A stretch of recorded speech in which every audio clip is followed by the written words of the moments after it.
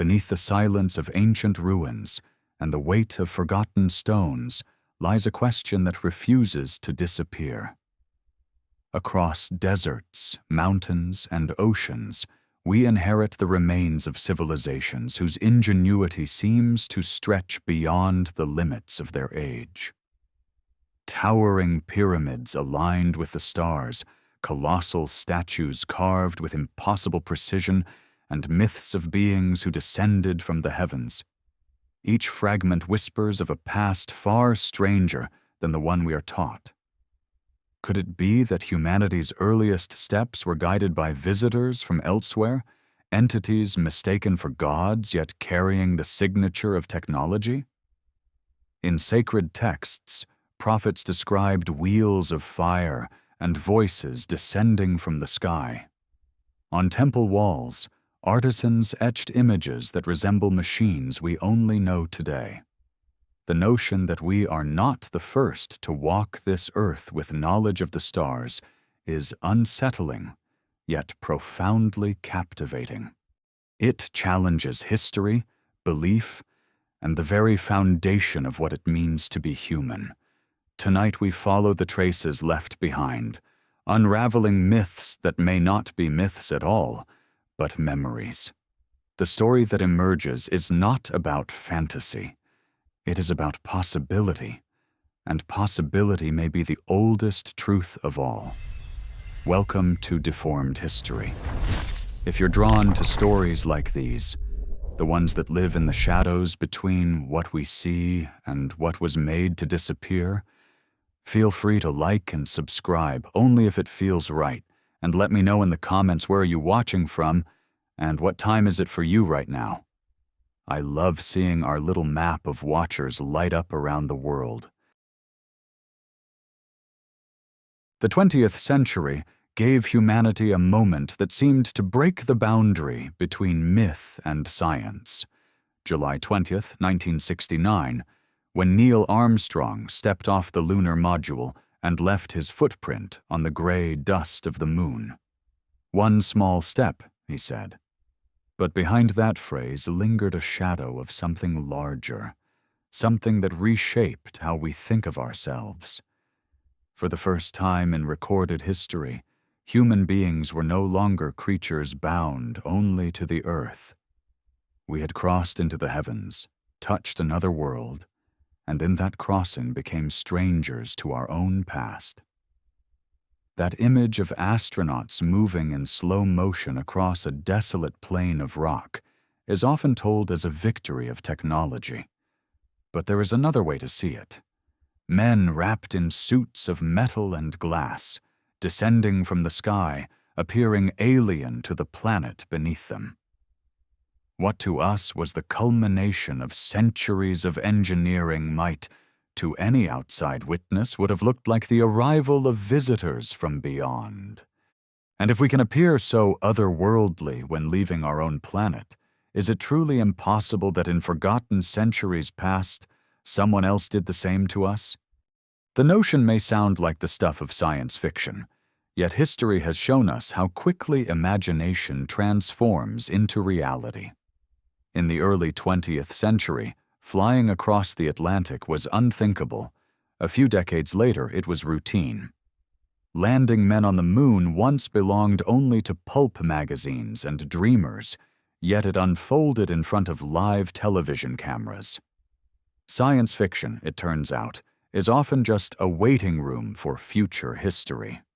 That is why the idea that Earth may have been visited long ago by travelers from other stars refuses to fade. If we, in less than a single lifetime, could transform ourselves into cosmic voyagers, then why should it be unthinkable that others, perhaps far older and more advanced, once crossed the void to reach us? Not long ago, one of the most unlikely voices offered support for such possibilities. In May of 2008, the Vatican, the very institution that for centuries set the rhythm of Christian thought, announced publicly that the belief in life beyond Earth did not contradict faith in God. The declaration was startling not only because of its source, but because of what it quietly allowed. The thought that the divine and the extraterrestrial need not be enemies. The statement did not name ancient astronauts, nor did it rewrite scripture, but it admitted that the cosmos could hold more intelligent life, and that such life might share a connection with humanity's own search for meaning. For a world long divided between faith and science, that single admission marked a subtle turn, as though the guardians of belief were opening a small gate toward the stars. Meanwhile, discoveries in science itself were also widening that gate. In 2002, when NASA's Mars Odyssey spacecraft detected massive deposits of ice beneath the Martian surface, the discovery did more than prove water once flowed on the red planet. It suggested that the ingredients for life are not rare, not locked to Earth alone, but sprinkled across the solar system. To the human imagination, that meant something powerful. We are not special in the way we once believed. If the seeds of life can take root both here and on Mars, then perhaps they sprout everywhere, scattered across worlds we have not yet seen. And if life arises in many places, then intelligence may as well. We may not be alone, and perhaps we never were. Into this atmosphere of expanding horizons stepped a Swiss writer named Erich von Däniken, whose work gave shape to an idea that has haunted archaeology and theology alike, that the gods of ancient times were in fact visitors from elsewhere. Raised within the traditions of Catholicism, he read scripture with a different eye. When he saw the story of Moses climbing Mount Sinai and receiving commandments from a divine presence shrouded in smoke and thunder, he asked himself why an all-powerful deity would need barriers built around the mountain to keep people away. A god that requires physical defenses sounds strangely limited, strangely human, or perhaps strangely technological. To von Däniken, such passages were not metaphors of divine mystery, but distorted memories of contact, of encounters with beings that descended from the heavens in machines, beings whom early humans could only describe as gods. The idea unsettled traditional scholars, but for many it awakened a new way of reading the past. If myth and scripture are not pure invention, but imperfect reports of real events, then the entire foundation of history shakes. Ancient texts across cultures describe luminous chariots, flaming wheels, shining beings descending from the sky. Legends of gods walking among mortals echo in every language. For centuries we dismissed them as symbols. But what if they are testimonies? Accounts of meetings with others who were flesh and blood, others who left behind not just stories, but evidence in stone. Consider the vast desert plain of Nazca in southern Peru. Etched into the ground are lines so enormous they can only be seen properly from above. Straight paths stretching for miles, intricate figures of animals, geometric patterns covering entire valleys. To those standing on the ground, they are meaningless scratches, but from the air, they reveal themselves as purposeful designs, like runways carved into the earth. Why would ancient people, without flight, build patterns only visible from the sky? Theories range from astronomical calendars to water rituals, yet none fully explain their scale. From a modern perspective, they look uncannily like signals, as though saying to anyone passing overhead, "We are here." This is where the hypothesis of ancient astronauts emerges, not as fantasy, but as a way of connecting fragments that otherwise float apart. It does not insist we replace history, but that we consider another layer beneath it. When confronted with monuments too massive, maps too precise, and myths too consistent across cultures, the possibility of intervention, of help, or at least influence from beyond, enters the conversation. The evidence may not be conclusive, but it is suggestive. And suggestion itself is enough to stir doubt, to spark curiosity. Every civilization has looked to the stars for answers, building myths of origins and destinies that shine above them. Perhaps that longing is not just metaphor, but memory. Perhaps humanity's obsession with the heavens is the echo of encounters long ago, when the sky did not only hold gods but strangers made of flesh and metal, strangers whose ships blazed like fire. We cannot know for certain, but the traces they may have left, lines in deserts, stories in holy texts, monuments of impossible stone, invite us to look again. And so our journey begins, not to prove or disprove, but to search along the cracks in history where light seeps through, suggesting that we are part of a story much larger than we have been told. Across the dry expanse of the Peruvian desert lies a mystery carved into the earth itself.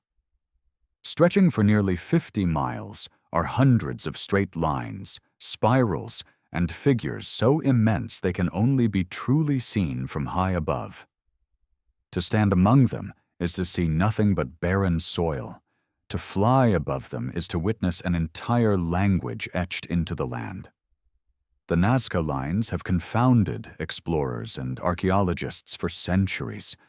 Their sheer scale defies explanation.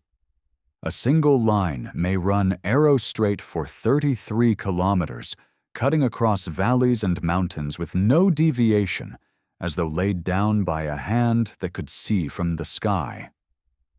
Among the lines appear giant animals, monkeys, hummingbirds, spiders, rendered with such precision that one must wonder who they were meant for. No observer on the ground could appreciate their form. Only someone looking down from the air could see the designs come alive. Traditional theories have tried to frame them as irrigation channels, as astronomical calendars, as sacred walkways for rituals. And yet each theory frays under closer scrutiny. The desert itself offered little water to justify canals, and the astronomical alignments are too inconsistent to serve as a precise calendar. The ritual theory insists they were walked as offerings to gods in the heavens, but that only raises a deeper question. Why would people walk paths so vast they could never comprehend their own shapes from below? When you look at aerial photographs of the Nazca Plateau, the impression is uncanny. Wide, flat stretches like runways, crisscrossing in patterns that resemble the layout of a primitive airfield. For those who entertain the possibility of visitors from the stars, the resemblance is more than coincidence. It is a message or a mark left for those who could descend from the sky. Skeptics dismiss the idea, arguing that the lines were made by human hands with wooden stakes and simple ropes, and that the people of Nazca had their own symbolic purposes. No doubt the hands that carved them were human, but the inspiration may not have been. To consider this, one must look at another story, not from the ancient past, but from less than a century ago. During World War II, American forces built airstrips across remote Pacific islands, places where indigenous tribes had lived without any contact with modern technology. For the islanders, the arrival of enormous silver birds descending from the sky was beyond comprehension. Soldiers in strange uniforms appeared like gods, bringing food, medicine, and objects the islanders had never imagined. When the war ended and the planes stopped coming, The tribes constructed wooden replicas of airplanes and bamboo landing strips, believing these rituals might bring the sky gods back. Anthropologists later called these movements cargo cults. To the islanders, the memory of men with wings of metal was woven into myth, worshipped as divine visitors who once descended from the heavens. The comparison is startling. What if the people of Nazca, thousands of years earlier, experienced something similar? What if they too saw great vessels land upon the desert, leaving marks on the earth, and in response they sought to recreate those marks in a plea for return? The cargo cults show us how quickly technology, when misunderstood, becomes religion. In less than a generation, ordinary soldiers became immortalized as divine messengers. If this could happen in the 20th century, how much more likely could it have happened in the forgotten centuries of antiquity? The Nazca Lines then shift in meaning. Not symbols of water or calendars of stars, but attempts at communication, sprawling messages scratched across the desert floor. We are here. Come back. Some of the figures add weight to the idea. One depicts a humanoid figure with exaggerated eyes, arms raised as though signaling upward, earning it the name the astronaut. To believers in the Ancient Astronaut Theory, the irony is impossible to ignore. Why, among animals and spirals, would the Nazca carve the image of a human-like being staring at the sky? Was it an homage to gods, or to something more literal, visitors whose very form demanded to be remembered? Standing in the desert heat, surrounded by silence, the thought presses itself against the mind. Were these messages for Earth or for the sky? Archaeologists often argue that such interpretations are born of modern imagination, reading our fascination with flight and space into ancient art. But again, the parallel with cargo cults warns us not to underestimate how swiftly extraordinary encounters are mythologized. The very act of carving massive geoglyphs, visible only from the air, suggests a mindset already oriented toward the heavens. Why make art no human eye can ever fully see, unless it was meant for those looking down from above? The desert itself deepens the puzzle. At Nazca, entire hilltops appear leveled flat, as though sliced away, leaving broad, table-like surfaces marked with lines. Natural erosion does not produce such precision.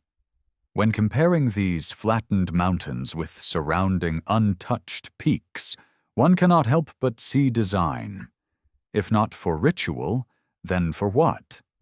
Theories of alien landing strips sound wild until you see those aerial photographs, with runways stretching into the distance, straight as arrows, intersecting like the layout of an abandoned spaceport.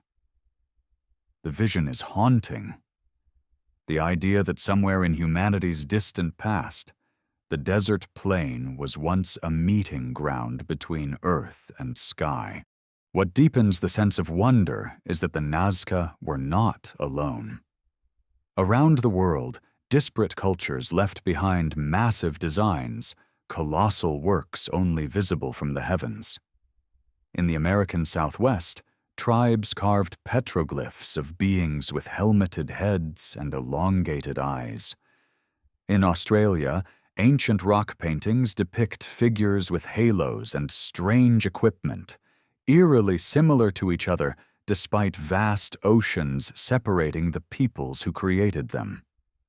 The fact that so many cultures produced symbols of sky beings and earth marks suggests a common experience, or at least a common memory. As the wind sweeps across the plateau today, lifting dust into thin air, the Nazca Lines remain intact, preserved by the desert's arid climate. Tourists fly in small planes to look down and marvel at the monkey, the hummingbird, the spider stretched across miles of earth. Archaeologists continue to debate their meaning, scientists measure their alignments, and skeptics dismiss the wilder theories. But one thing is undeniable. They were created for eyes in the sky. The people who etched them knew they would never see the whole picture themselves, and still they carved, patient and precise, as though answering a call. Perhaps they believed that if they made themselves visible, those who once came down might one day return. This is where mystery becomes irresistible. For the Nazca Lines are not just relics of the past. They are echoes of an ancient dialogue, a conversation scratched into stone between mortals and the heavens. Whether they were messages to gods or to travelers from the stars, they stand as proof of a human instinct as old as time, the urge to connect with what lies above. And so the desert whispers across centuries, reminding us that once, long ago, someone may have landed, someone may have left, and someone on the ground looked up, desperate not to be forgotten. In the pages of ancient scripture, there are passages that read less like holy allegory and more like eyewitness accounts of something mechanical, something extraordinary. One of the most striking comes from the Hebrew Bible, where the prophet Ezekiel describes a vision that has puzzled scholars for centuries. He writes of a storm wind coming from the north, of a great cloud flashing with fire, and within it the likeness of 4 living creatures. They moved with wheels that sparkled like topaz, and these wheels, Ezekiel insists, were a wheel within a wheel.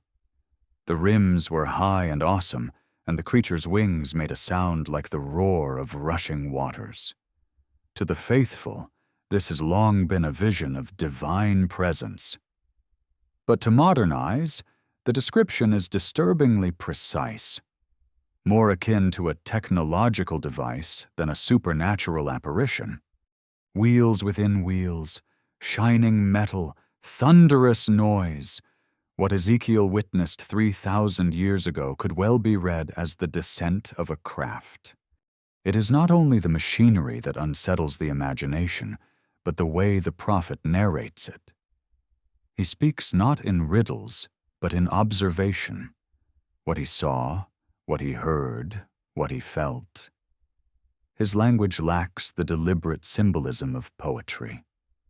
Instead, it carries the urgency of someone compelled to describe an overwhelming experience in the only words available. To a man of the Iron Age, what else could it be but the chariot of God? But to us, centuries later, it sounds less like metaphor and more like memory. The clash of interpretation hangs in the air. Either we are reading religious allegory, or we are listening to the testimony of a man who saw something fly. Ezekiel was not alone in such encounters. In apocryphal texts outside the canon of the Hebrew Bible, there are writings attributed to a figure named Enoch, the great-grandfather of Noah. Though mentioned only briefly in Scripture, Enoch becomes a central figure in what are called the Books of Enoch, ancient writings preserved in fragments across Ethiopia, Greece, and the Middle East.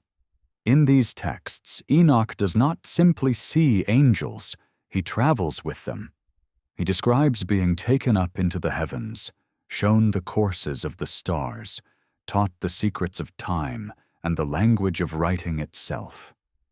He calls those who taught him the Watchers, beings who descended to instruct humankind.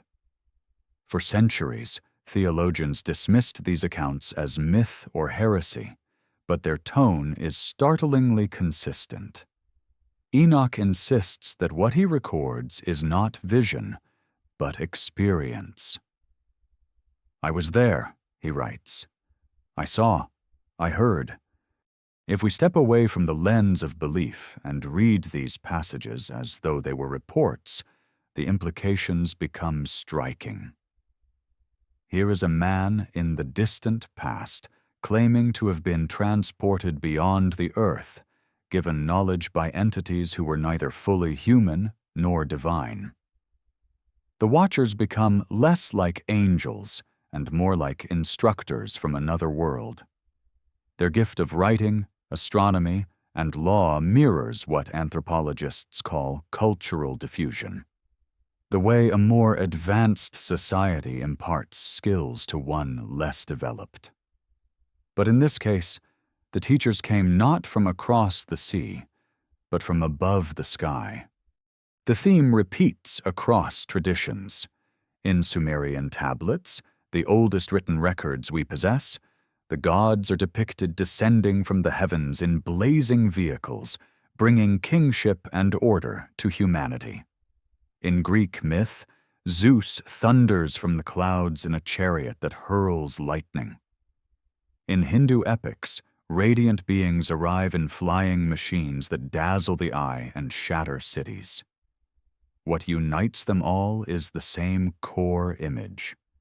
Beings who come down from above, bearing technology so advanced that only the language of gods could capture it. But if one listens carefully, the details betray something more material, machines that make noise, that produce smoke, that shine like metal. The question is not whether these accounts are true in a literal sense, but why they are so consistent. Why does Ezekiel's wheel within a wheel echo the descriptions of spinning fiery discs found in myths oceans away? Why does Enoch's ascent into the heavens sound like abduction rather than prayer? Why do the stories of beings teaching agriculture, astronomy, and language align so closely across cultures that never met? If all were allegory, we would expect variety. Instead, we find repetition, as though each culture is retelling fragments of the same story, distorted by time and language, but rooted in an event that truly happened. Modern engineers have even drawn inspiration from Ezekiel's vision. Joseph Blumrich, a chief engineer at NASA in the 1970s, set out to disprove the Ancient Astronaut Theory by analyzing the biblical description in technical detail. To his surprise, the more he examined the text, the more plausible it became. He concluded that Ezekiel may have witnessed a craft with a central command capsule and helicopter-like rotors. Something mechanical, something designed. What began as an attempt to debunk became a reluctant acknowledgement that the old prophet might have seen a machine rather than a metaphor. To those raised in faith, this may sound like sacrilege, a reduction of divine mystery into technology. Yet one could argue the opposite. If the universe teems with life, and if intelligence has crossed the stars before, then the divine becomes larger, not smaller. The story of God touching Earth is not diminished by imagining that he did so through emissaries of flesh and metal. Instead, it suggests that creation itself is wider than we know, that our spiritual traditions may be the human attempt to translate encounters with a cosmos full of mind. Still, the idea unsettles. If beings did visit in the distant past, if they taught and guided our ancestors, then human history is not solely our own. Our myths, our religions, even our civilizations may bear fingerprints not of gods, but of travelers. That thought both terrifies and liberates. Terrifies because it erodes the certainty that humanity is the measure of all things. Liberates because it suggests we are not alone in the vast silence of space. We are part of a greater story, one that began long before us, one that still waits to be uncovered. As dusk falls over the ruins of ancient cities, One can almost feel the weight of these stories pressing against the stones. The prophets and poets may not have understood what they saw, but they knew it mattered enough to record. For thousands of years, those records have been read as holy allegories. Yet perhaps they are also windows into nights when the sky cracked open and something descended in fire and sound. Whether we call them angels, gods, or astronauts, the truth of what they were lingers unresolved, carved into scripture like the Nazca Lines carved into desert soil. Both invite the same question. Who were they waiting for? And when will they return? Far from the deserts of Peru and the scriptures of the Near East, in the vast subcontinent of India, another body of ancient texts whispers of flight, of machines, of war fought not upon the ground, but in the sky. These are the Sanskrit epics, Ramayana, Mahabharata, Rigveda, and the Puranas, composed thousands of years ago, preserved across generations of chanting and copying. Within them appears a word that has long fascinated historians and dreamers alike: Vimana.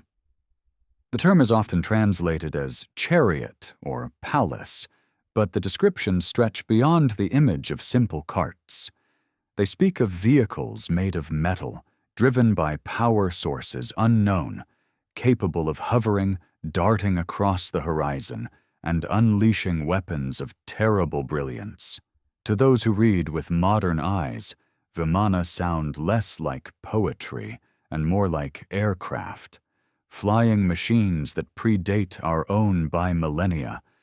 In the Mahabharata, one of the world's longest epics, a king named Salva is said to have acquired a Vimana from beings not of this earth.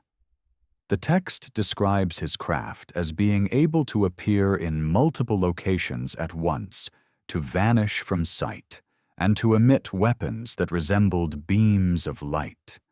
These are not the metaphors of farmers or shepherds.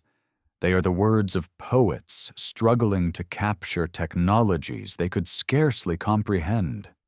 Another tale speaks of Vimanas shaped like spheres, powered by mysterious engines fueled by mercury, capable of lifting into the air and traveling vast distances. Some texts even provide technical manuals describing construction materials, propulsion systems, and control mechanisms.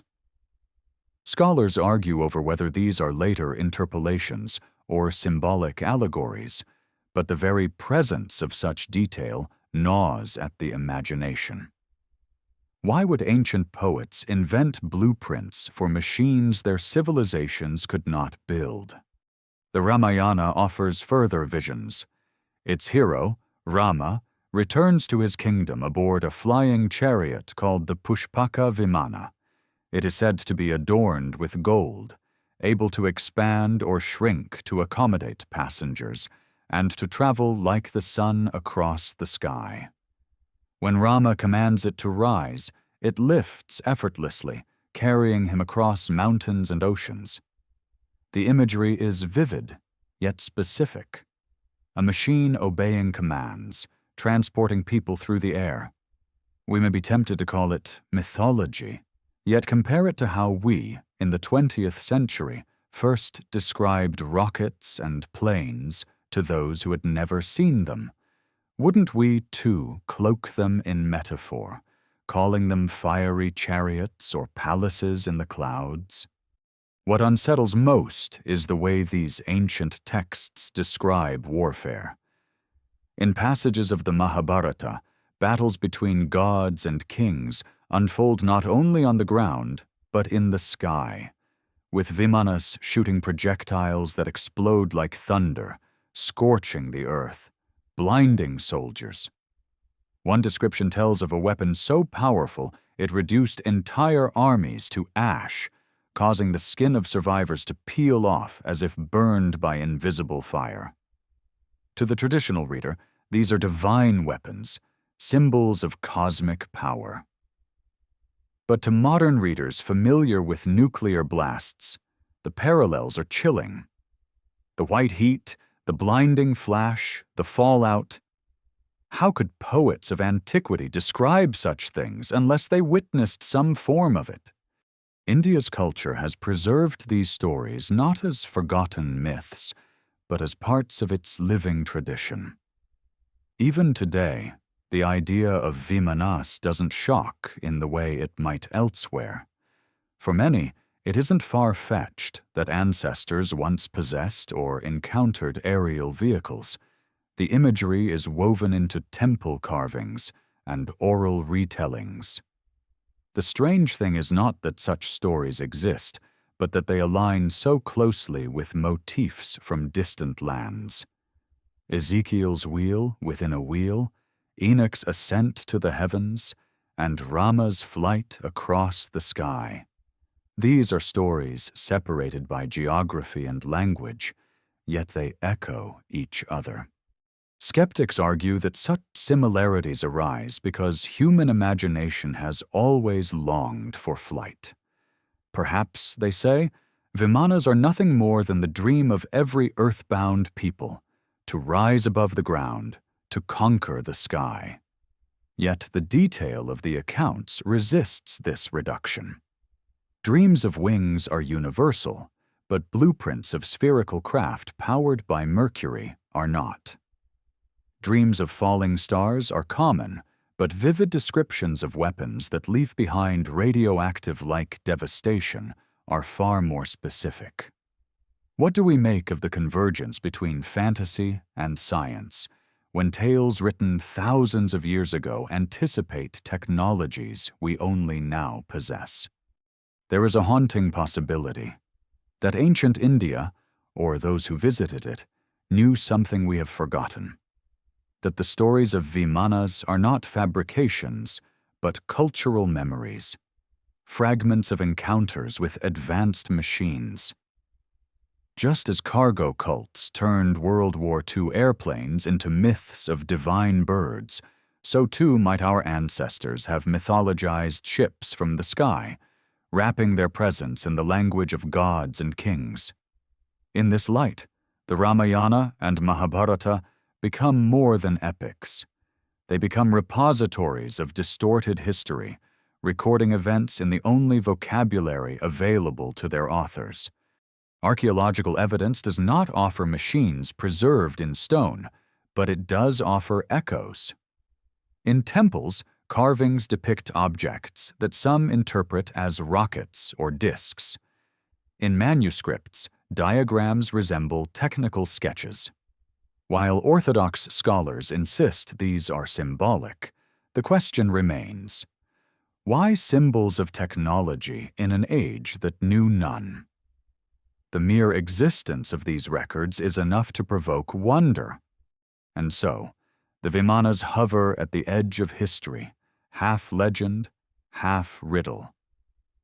They invite us to consider a possibility larger than myth, that in a forgotten age the sky was alive with machines, and wars raged not only on the ground but in the air. If so, then humanity's yearning for flight is not new, but inherited, a memory of what was once seen. Perhaps our ancestors did not only dream of the heavens, perhaps they remembered them. As twilight falls on the ruins of Indian temples, where stone towers rise against a darkening sky, one can almost imagine the hum of invisible engines, the flicker of light across the horizon. Whether gods or visitors, the beings who rode Vimanas left their imprint not only on stone, but on story. And in those stories, we hear an echo, that we are not the first to look upward in wonder, not the first to cross the sky, not the first to wield fire from above. The question remains: who taught us these dreams, and when will they return? Deep in the jungles of southern Mexico lies the ancient city of Palenque, once a shining capital of the Maya world.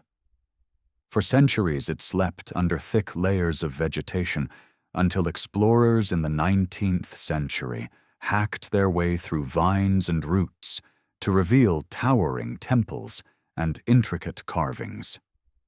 Among these ruins stands the Temple of the Inscriptions, a pyramid built not merely as a monument, but as a tomb.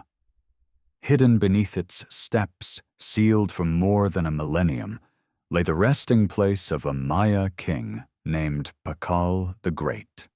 When archaeologists finally entered the chamber in the mid-20th century, what they found was not only the body of a ruler, but an image that would ignite one of the most enduring debates in the study of ancient mysteries. Carved on the massive stone lid of Pakal's sarcophagus is a scene that has fascinated and unsettled generations. The king is shown reclining in a strange posture, as though seated in a chair. His hands manipulate levers and controls. His feet press against pedals. Around him are flames and curling lines that resemble exhaust or propulsion. Above him rises what some see as a cone-shaped nose, like the tip of a rocket. To the Orthodox archaeologist, this is a symbolic depiction of Pakal descending into the underworld, surrounded by Maya cosmology. The world tree, the serpent of rebirth, the cycle of death and resurrection. But to those who look with different eyes, the resemblance is too strong to ignore. Pakal looks less like a soul on a spiritual journey and more like a pilot inside a spacecraft. The debate is not merely academic. To see the lid as a map of the cosmos is to read it through the lens of faith and ritual. To see it as a cockpit is to open the door to another narrative. That Pakal was not just a king, but perhaps a traveler, or at least someone remembered as such. The details fuel the speculation. His mask resembles a breathing apparatus. His body tilts forward as though under acceleration. Flames erupt beneath him like the thrust of an engine. When you place this carving beside images of modern astronauts strapped into capsules, the resemblance is uncanny. Could the Maya, more than 1,000 years ago, have carved an image of space travel? And if so, did they imagine it? Or did they witness it? The Maya were extraordinary astronomers. They tracked the movements of Venus and Jupiter with precision, developed calendars that still astonish mathematicians, and built cities aligned to celestial events. To them, the heavens were not a distant mystery, but a living map, guiding ritual and kingship alike. It is within this context that the image of Pakal becomes even more provocative. For a civilization so obsessed with the stars, is it impossible to think they might encode an encounter with visitors from those very heavens? The Orthodox explanation insists that Pakal's tomb is entirely symbolic, a fusion of mythology and political power. Yet symbolism does not usually mimic the mechanics of propulsion, nor the ergonomics of a pilot's seat. Visitors to Palenque today often leave with their own impressions. Guides point to the sarcophagus lid, recounting both the official story and the alternative. Souvenir stalls outside the ruins sell replicas of the carving, marketed as the Maya astronaut. It has become an icon, not only of Palenque, but of the ancient astronaut theory itself. Tourists stand in the jungle heat, peering into the dim tomb, and feel the pull of a possibility, that this stone does not only represent death, but flight. Skeptics argue that such interpretations distort Maya culture, reducing its rich symbolism to a single exotic image. They are right to caution against seeing only what we want to see. And yet, it is equally important to admit the strangeness of the carving. Why depict a king in a posture so mechanical, so unlike the usual standing or reclining poses of Maya art? Why surround him with patterns that resemble exhaust flames more than vines or clouds? Why not accept at least the possibility that the carving preserves a memory of something unusual, something beyond ordinary myth? The story deepens when we consider the Maya themselves. They flourished for centuries, building cities across the Yucatan and Central America, mastering architecture, mathematics, and astronomy. Then, suddenly, much of their civilization collapsed. By the 9th century, cities were abandoned, populations scattered. The reasons remain debated: drought, warfare, political turmoil, but the mystery lingers. To some, the disappearance adds fuel to the fire. What if the Maya did not vanish, but departed? What if, as their myths suggest, they were a people connected to the stars, who one day simply returned to where they came from? Pakal's tomb, in this reading, becomes not a monument to death, but a record of departure, an image of a king, or perhaps an emissary, ascending into the heavens. There is a haunting symmetry here. In other parts of the world, cultures spoke of gods who descended. In Palenque, perhaps, we see the memory of a man who ascended. The pattern repeats. Beings from the sky come down, teach, rule, and then one day they leave, promising to return. The Maya spoke of cyclical time, of ages that rise and fall. Perhaps Pakal's carving is a reminder of that cycle, of an age when men touched the stars not through imagination, but through contact. As the jungle slowly reclaims the edges of Palenque, the tomb of Pakal remains a silent witness to these questions. The air is thick, the stone cool, the carvings eternal. To gaze upon the sarcophagus lid is to feel caught between two worlds, the world of ritual and myth, and the world of machines and travel. One explanation insists on symbolism, the other whispers of visitors. Between them lies a gap wide enough for mystery to breathe. And it is within that gap that the story of Palenque continues to live, not as settled fact, but as enduring wonder. If Pakal truly rests as an astronaut king, then his stone-carved craft is not just art, but testimony. If not, then it remains one of the most astonishing coincidences in the record of human imagination. Either way, the effect is the same. We are forced to question. And perhaps questioning is the most important act of all. For when the lid of Pakal's tomb forces us to look twice, to ask what the Maya really saw, it draws us deeper into the mystery that unites Nazca, Ezekiel, and the Vimana.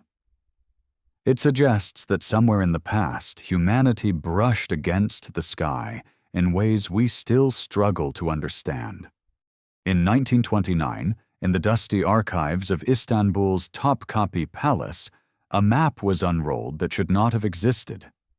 Drawn on gazelle skin by a 16th-century Ottoman admiral named Piri Reis, the map depicted the coasts of Europe, Africa, and the Americas with uncanny accuracy. But the most startling feature lay at the bottom of the parchment, where jagged shorelines and mountain ranges stretched across a landmass that no cartographer of that era should have known: Antarctica.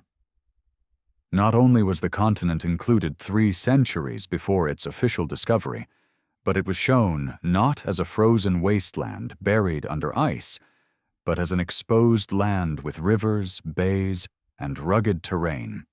Features that match what modern seismic surveys reveal lies beneath the ice sheet. For the scholars who first studied the map, the implications were unsettling. How could a Turkish admiral in 1513 possess knowledge of a continent hidden under miles of glacial ice? Theories arose that Piri Reis had compiled fragments from far older sources, ancient charts passed down through cultures long vanished. In his own notes, scrawled along the edges, he admitted he drew from maps dating to the time of Alexander the Great, and even older. If true, then the chart preserves echoes of a cartographic tradition that should not have been possible, one that could only have been created by explorers with the ability to see the Earth from above. Conventional historians insist that the Antarctic coastlines were likely misinterpretations, the result of cartographic errors and imaginative projection. Yet the precision is difficult to dismiss. When modern scientists compared the Piri Reis map to satellite images, the alignment was too close for chance. Bays, capes, and even the outline of mountains beneath the ice appear mirrored on the ancient parchment. To some, this can mean only one thing. Whoever produced the original charts upon which Piri Reis relied had knowledge of the world from a vantage point far beyond the reach of sailors in wooden ships. The anomaly becomes even stranger when one considers the history of Antarctica itself. According to geology, the continent has been covered in ice for millions of years. Human civilization, by contrast, only began its written record a few thousand years ago.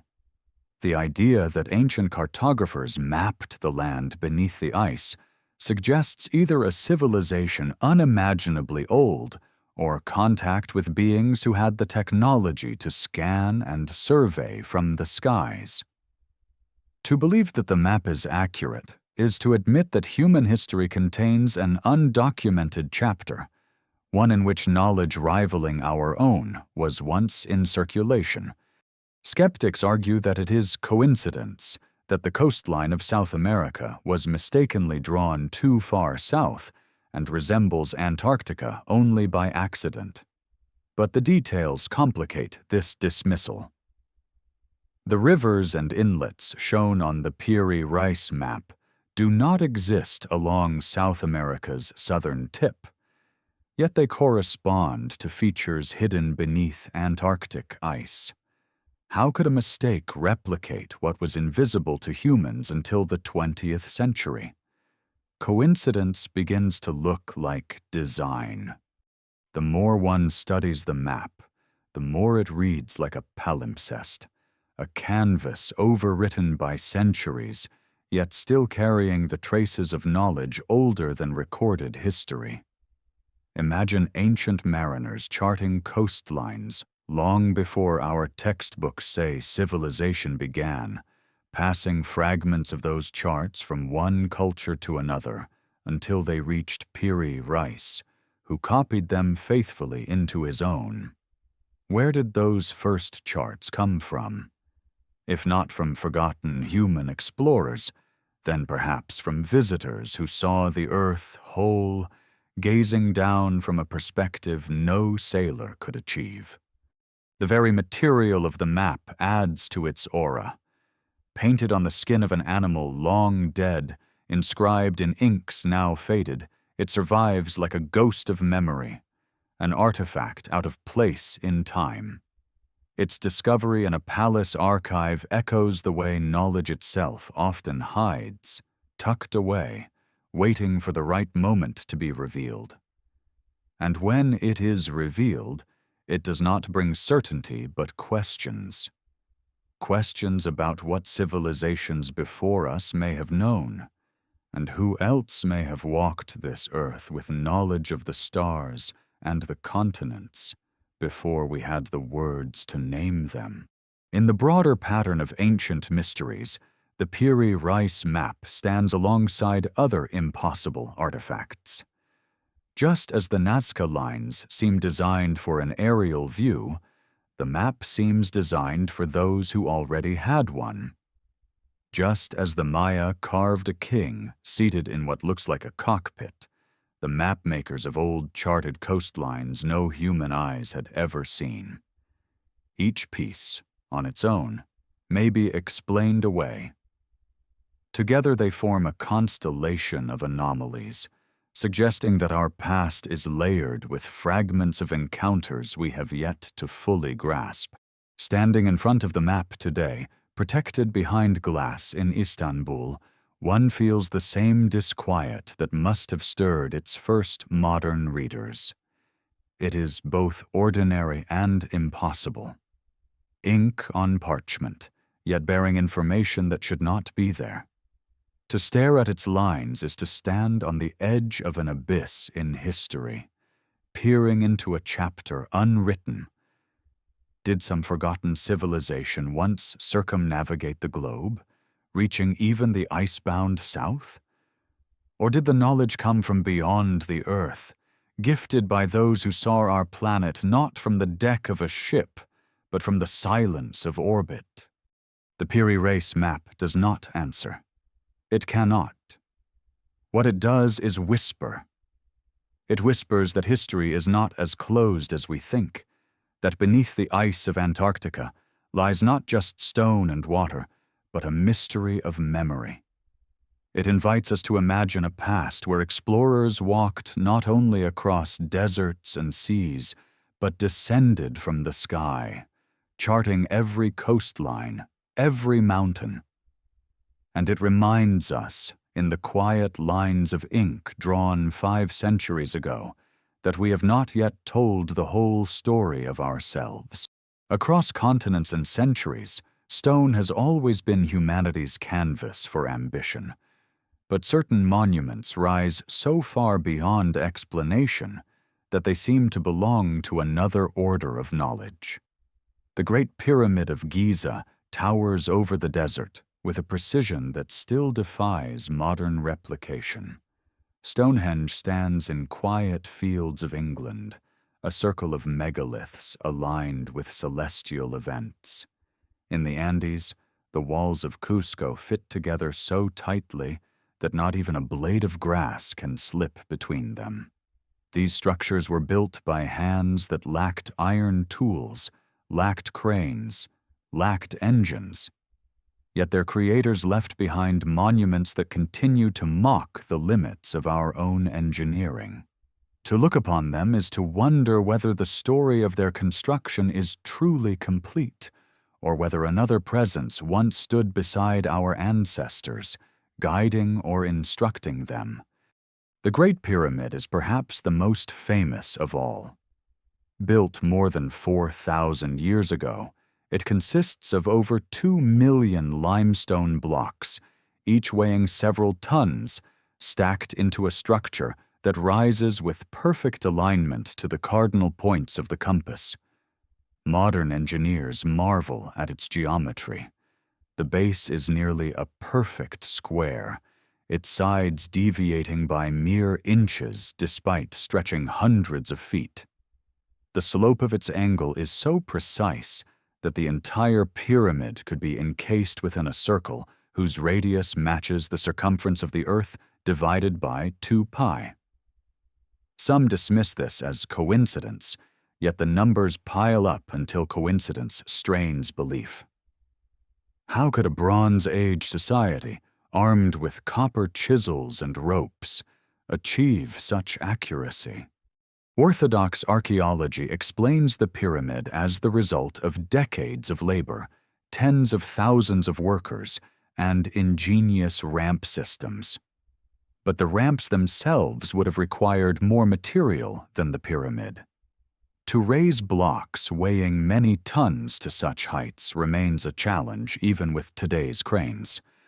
The notion that it was achieved with sheer manpower is possible, yes, but it does not quell the unease. When you stand before the pyramid, its size overwhelms reason. The stones rise in layer after layer until the structure itself seems less a tomb and more a statement, a signal meant not for human eyes alone, but for eyes looking down from the sky. Across the sea in England, Stonehenge tells a similar story of audacity. The massive sarsen stones weigh up to 50 tons, quarried from miles away and dragged across rough terrain. Even more remarkable are the smaller blue stones, traced back to quarries in Wales, more than 100 miles distant. How these were transported across rivers and hills remains disputed. the effort suggests an importance far beyond mere ritual. Aligned with solstices and eclipses, Stonehenge functions as a kind of observatory, a calendar written in stone. But who instructed a Neolithic people in the precise tracking of celestial movements? To align giant megaliths to capture the rising sun on the longest day of the year requires astronomical knowledge far beyond guesswork. Were these people simply brilliant observers of the sky, or did they inherit a fragment of knowledge passed down from a more advanced source? Farther south, in the Andes, the city of Cusco and its surrounding walls provide yet another riddle. The stones of Sacsayhuaman, some weighing more than 100 tons, are cut and fitted together with such precision that they interlock without mortar. Each block has multiple sides, carved like puzzle pieces, fitting perfectly into its neighbors. The stones are not uniform, not rectangular but irregular, yet they slide into place as though poured like liquid. Engineers today struggle to explain how such perfection was achieved without advanced tools. To cut and move such massive stones would challenge even our most powerful machinery. Yet the builders of Cusco did it with methods that remain unknown, leaving walls that have withstood centuries of earthquakes without shifting. What links these monuments is not merely their scale, but their defiance of time. They are not fragile structures, but eternal ones, designed to last beyond empires, beyond memory. They endure as though meant to be seen by future generations, even by future civilizations. Perhaps that was their purpose, to leave markers that would outlive their makers, to whisper across ages that something greater once walked among us. The pyramids point to the heavens. Stonehenge frames the sun. Cusco defies the earth itself. Each seems oriented toward forces larger than human life, forces that stretch across space and time. Skeptics argue that there is no need to invoke lost civilizations or extraterrestrial visitors to explain these works. Human ingenuity, patience, and communal effort can achieve miracles, they say, and history proves it. Yet the feeling persists when one stands before these stones, a sense that the builders knew something we do not, that they carried techniques or insights not yet rediscovered, that perhaps they were not alone. The very mystery fuels the fascination. For if ordinary men could not build such wonders, then perhaps they were extraordinary after all. Or perhaps they had help. Legends often echo this suspicion. Egyptian texts speak of gods who descended from the heavens to teach the art of building. Druidic lore tells of stones brought by magical means, placed by beings of otherworldly power. Andean traditions whisper that the walls of Cusco were laid by giants or by visitors from the stars. Folklore is not proof, but it is memory. When multiple cultures, separated by oceans, preserve stories of divine architects, one begins to wonder whether myth is not invention, but recollection. As twilight falls upon the pyramid, as mist gathers in the fields around Stonehenge, as shadows lengthen along the walls of Cusco, the stones themselves seem alive, humming with silence. They speak no language, yet they speak. They tell us that humanity's past is stranger than we know, that our ancestors may have been closer to the stars than we imagine. Whether through the hand of gods, the labor of men guided by unseen teachers, or the touch of visitors who walked among them, these monuments endure as testaments to mysteries unsolved. In the end, the stones do not answer. They only question. They stand as riddles carved into the earth, daring us to explain, daring us to remember. And perhaps that is their truest purpose, not to reveal, but to remind us that once, in the deep corridors of time, something extraordinary happened, something we still struggle to name. Just outside Mexico City lies a place the Aztecs themselves called mysterious, a city they claimed was not built by human hands, but by giants. They named it Teotihuacan, the place where men become gods. To walk its avenue of the dead today is to feel that name pulse beneath the stones. The avenue stretches for miles, lined with platforms and pyramids so immense that even modern visitors pause in disbelief. The Pyramid of the Sun rises more than 200 feet, constructed from millions of tons of stone. The Pyramid of the Moon stands at the opposite end, flanked by smaller temples, and between them the avenue seems less like a street and more like a cosmic axis, a pathway of alignment with the heavens. The Aztecs, who discovered the city long after it had been abandoned, did not claim it as their own. Instead, they believed it was the work of an earlier race, powerful beings who shaped stone as easily as clay. To them, Teotihuacan was already ancient, already holy, a place where the gods once walked among mortals. For archaeologists, the puzzle is just as haunting. The civilization that built it left no written record, no explanation, no inscriptions to declare its purpose.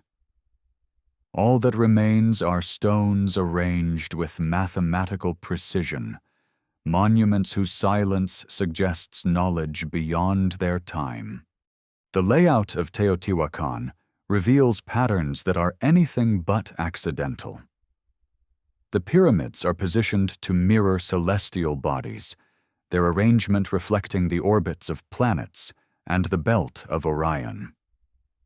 The Avenue of the Dead aligns with the setting of the Pleiades star cluster, a marker in the sky that held deep significance for cultures across the world. When one stands atop the Pyramid of the Sun at dusk, watching the stars emerge, the sense of connection to the cosmos is unmistakable. It is as if the builders designed the city not simply for living, but for dialogue with the heavens, embedding astronomical codes into stone. Skeptics argue that ancient people were keen observers of the sky and needed no outside help to orient their structures. This is true. Yet the degree of accuracy at Teotihuacan stirs doubt. The base of the Pyramid of the Sun aligns almost perfectly to cardinal directions, a feat that demands more than casual observation. The city's entire grid reflects knowledge of geometry, astronomy, and engineering far beyond what we attribute to its supposed time. How did its builders, without metal tools or modern surveying equipment, achieve this harmony with the stars? The mystery deepens when we recall that similar alignments appear across the globe, in Egypt, in Stonehenge, in the Mayan city of Tikal. Patterns repeat, as though a single blueprint traveled across continents. Inside the pyramids, excavations have revealed more enigmas. Beneath the Pyramid of the Sun lies a network of tunnels, carved with precision, leading to a chamber shaped like a four-petaled flower. In 2015, archaeologists discovered that these tunnels were once lined with liquid mercury, shimmering like rivers of metal. To mainstream scholars, the mercury may have symbolized the underworld, a reflection of lakes and rivers beneath the earth. But to others, the presence of mercury, rare and toxic yet deliberately placed, hints at something else. In modern technology, mercury has been studied for use in propulsion systems, particularly in plasma and ion engines. Could it be coincidence that the very substance hidden beneath Teotihuacan's pyramid is one we associate today with attempts at advanced flight? Legends from the region tell of beings who descended from the sky and taught humans how to build and farm. Some versions describe them as feathered serpents shining with light. Quetzalcoatl, the plumed serpent god, was said to have come from the heavens, bringing knowledge and then promising to return. In the Temple of the Feathered Serpent at Teotihuacan, rows of sculpted serpent heads emerge from the stone, eyes wide, mouths open, as though frozen in mid-descent. Are these carvings mere mythological symbols, or are they attempts to immortalize visitors remembered in the only language the people had? The scale of construction also invites wonder. Millions of stones, each weighing several tons, were placed with precision, yet no quarry marks, no tools, no records remain. To build such monuments without leaving a trace of the methods seems almost deliberate, as though the builders wished to keep their secrets hidden. And when the civilization itself vanished, it left behind only silence. By the time the Aztecs stumbled upon Teotihuacan, the city had already been deserted for centuries, its people gone without explanation. Standing today among its ruins, one cannot escape the feeling of vast absence. The broad avenue stretches into the distance, flanked by staircases that climb into the sky. Tourists climb slowly, pausing for breath, imagining what rituals might once have unfolded here. Was it a city of priests and astronomers, mapping the heavens? Was it a launch site, a place where fire and smoke once rose from its platforms? Or was it both, a sacred space where technology and divinity fused, indistinguishable to the eyes of those who remembered it only in myth? What is most striking is how Teotihuacan fits into a global pattern of sacred architecture linked to the stars. The pyramids of Egypt align with Orion's belt, the pyramids of Tikal echo the same constellation, and Teotihuacan continues the theme with almost uncanny similarity. How could cultures separated by oceans and millennia converge upon the same cosmic motifs? One explanation is coincidence. Another is shared human psychology. But a third possibility lurks in the background, that all these cultures inherited fragments of knowledge from a common source. Teachers who came not from the earth, but from the stars themselves. At night, when the modern city fades into quiet, and the sky above Teotihuacan glitters with constellations, the ancient stones seem to come alive. The Avenue of the Dead becomes a runway of shadow and starlight. The pyramids loom like sentinels, their angles pointing upward, as though still in dialogue with the heavens. To stand there is to feel the thinness of the veil between history and legend, between human achievement and something more. The Aztecs believed Teotihuacan was the place where gods were born. Perhaps it was also the place where humanity was reborn, touched by knowledge from beyond, leaving behind a city that still refuses to explain itself. On a remote island in the Pacific, more than 2,000 miles from the nearest continent, stand hundreds of colossal stone figures with elongated faces and solemn eyes gazing toward the horizon.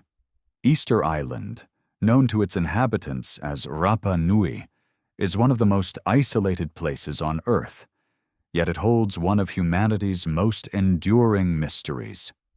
The Moai, as the statues are called, rise up to 30 feet in height and weigh as much as 80 tons. Carved from volcanic tuff and transported across rough terrain, they were raised on stone platforms overlooking the sea.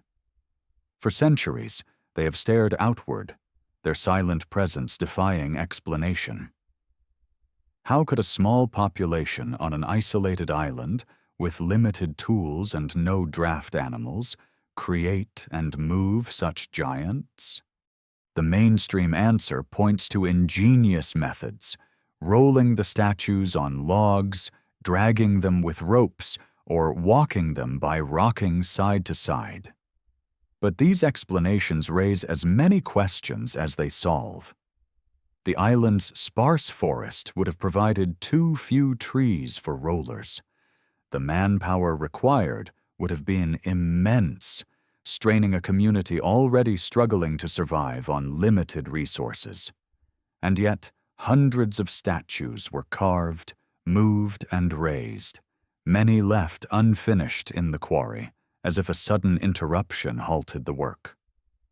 Legends among the Rapa Nui themselves tell a different story, that the statues were moved not by ropes and wood, but by mana, spiritual power, perhaps even energy, that allowed them to walk on their own.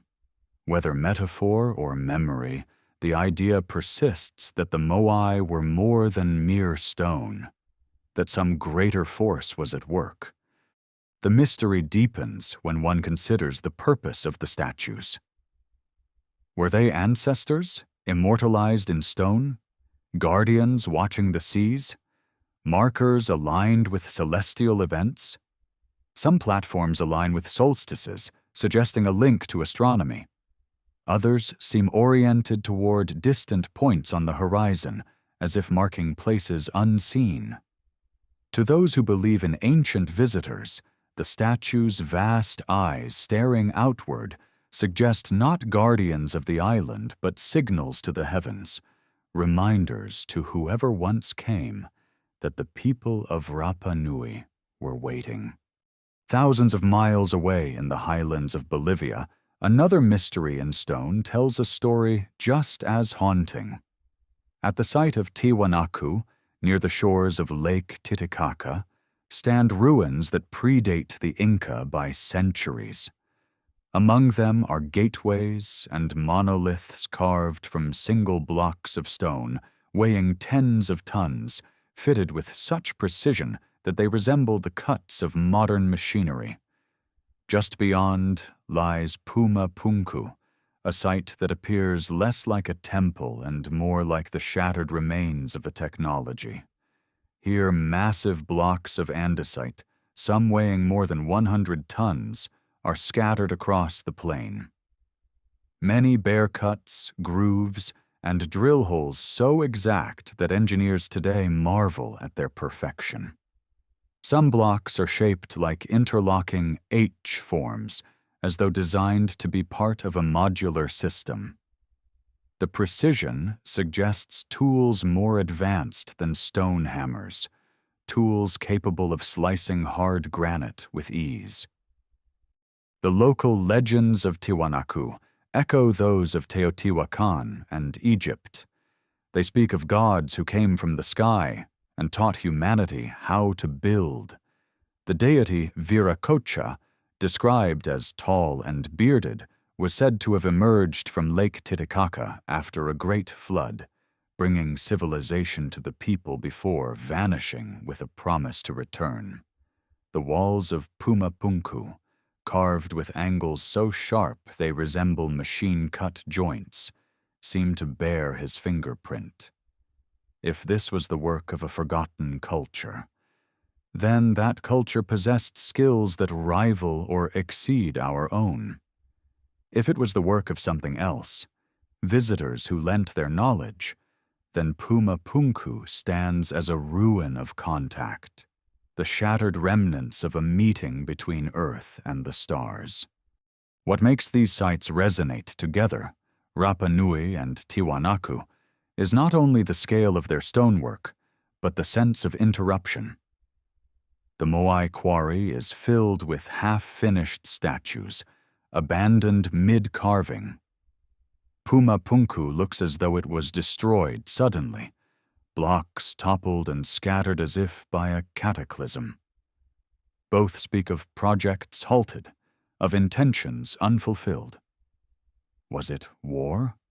Was it natural disaster? Or was it departure? The sudden absence of those who once guided the work. Archaeologists explain Tiwanaku as the center of a thriving pre-Columbian empire whose people developed sophisticated techniques of agriculture and stonework. Yet the precision remains unmatched. Some grooves in Puma Punku are so fine that only diamond-tipped tools could replicate them today. No chisels or tools of such caliber have ever been found. At Easter Island, the conventional story of ropes and logs remains disputed, especially when statues of such scale were erected in vast numbers. Both places suggest a riddle. The results are visible, but the methods have vanished. And so the stones themselves become testimonies. On Easter Island, the Moai gaze outward as though still waiting. In Bolivia, the blocks of Puma Punku lie scattered like pieces of a puzzle too complex for us to reassemble. Each site calls into question the neat timeline of human development, whispering of either forgotten civilizations with technologies erased from memory, or of visitors who came, built, and then left, leaving behind artifacts of a knowledge we no longer possess. At dusk on Rapa Nui, the silhouettes of the Moai cut against the crimson sky, their faces turned toward eternity. In the Andean highlands, as the cold night descends, the ruins of Puma Punku glow beneath the stars, their edges sharp even in shadow. To stand in these places is to feel both awe and absence, the awe of what was achieved, and the absence of those who might have explained it. Between them lies a silence that stretches across oceans, a silence that invites us to wonder whether our ancestors worked alone, or whether they once had help from others who came down from the sky. Sometimes the past does not leave behind monuments of stone, but small fragments of machinery, artifacts so out of place that they seem to mock our understanding of history. These objects, scattered across the ancient world, suggest that knowledge we believe to be modern may in fact be far older, lost, forgotten, or deliberately erased. Among them, 3 stand out like sparks in the dark: the Antikythera mechanism from Greece, the strange reliefs known as the Dendera light in Egypt, and the so-called Baghdad battery from Mesopotamia. Each is an enigma. Together they suggest that ancient hands may have held technologies we struggle even now to comprehend. The first discovery came not from ruins on land, but from the sea. In 1901, sponge divers off the coast of the Greek island Antikythera stumbled upon the wreck of a Roman cargo ship. Among the statues and pottery recovered was a corroded lump of bronze that seemed unremarkable at first glance. Decades later, after X-rays pierced the encrusted surface, the object revealed itself as something extraordinary, a device of gears, wheels, and dials more complex than anything known from antiquity. Now called the Antikythera mechanism, it is widely regarded as the world's first analog computer, capable of predicting eclipses, tracking the cycles of the moon, and charting the motions of planets. Its gears are cut with precision finer than the mechanisms of medieval Europe produced more than 1,000 years later. How could such a machine exist in the 2nd century BCE? The Greeks were brilliant mathematicians and astronomers, but no other artifact like it has ever been found. It is as though the Antikythera mechanism fell into history like a meteor, without precedent, without lineage. Orthodox scholars insist it must have been the product of a lone genius or a small workshop, knowledge that was later lost in the collapse of the ancient world. Yet the more one studies its intricacy, the harder it becomes to accept it as an isolated miracle. It seems instead like evidence of a deeper tradition, a level of engineering perhaps inherited from an even older source. Some ask whether the mechanism was itself a copy of something greater, a remnant of knowledge passed down from civilizations far more advanced than history admits. In Egypt, another mystery waits in the Temple of Hathor at Dendera. Carved into the walls of an underground crypt are reliefs that depict what appear to be elongated glass bulbs, each held aloft by figures and connected by lines resembling cables. Within the bulb shapes coil serpents, their bodies curving like filaments. To the traditional archaeologist, these images represent symbolic myths, the serpent as a manifestation of divine energy, the bulb as the womb of creation. Yet to modern eyes, the resemblance to electric lamps is difficult to ignore. Some researchers call them the Dendera lights, pointing to the fact that no soot has been found on the ceilings of deep tombs and passageways where torches should have burned. How then were the Egyptians able to illuminate their work in total darkness, without smoke or fire? Could they have harnessed a primitive form of electricity?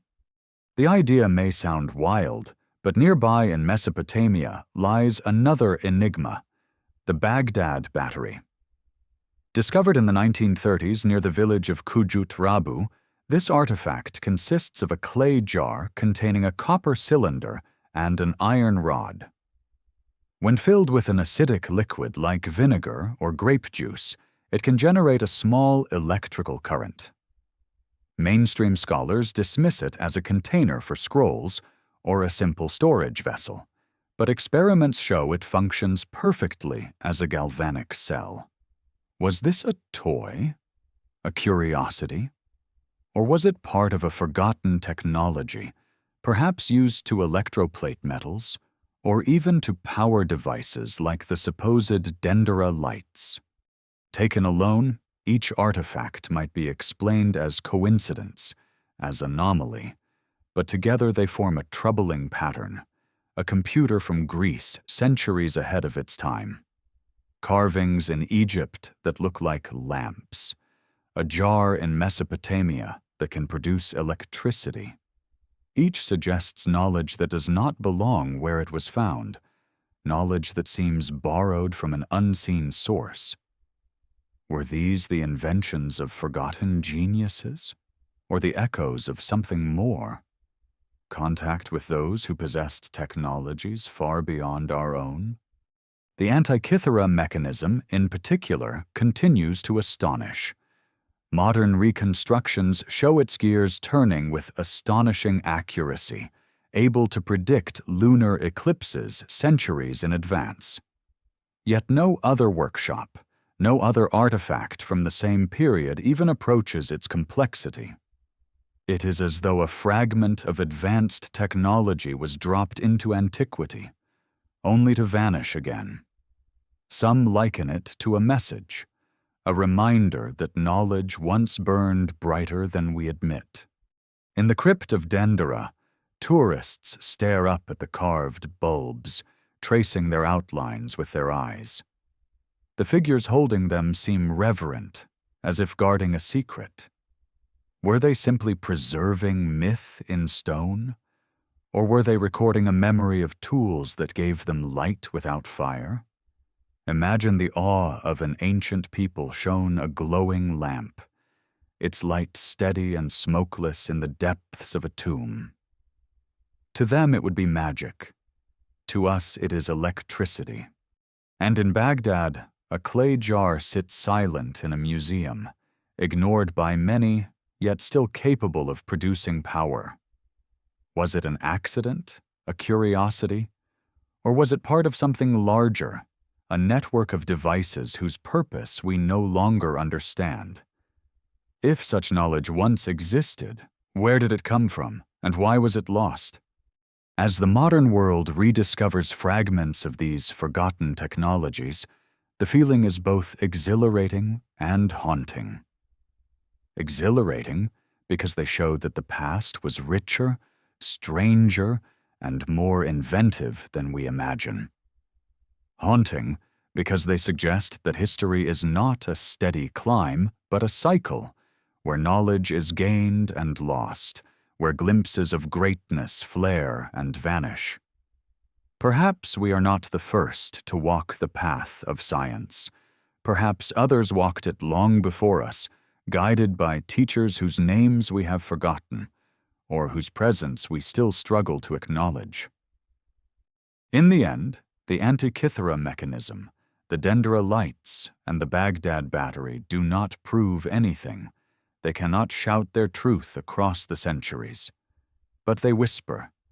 They whisper of a time when the boundaries between myth and technology blurred, when gods may have been engineers, when visitors from beyond could have left behind not only stories, but tools.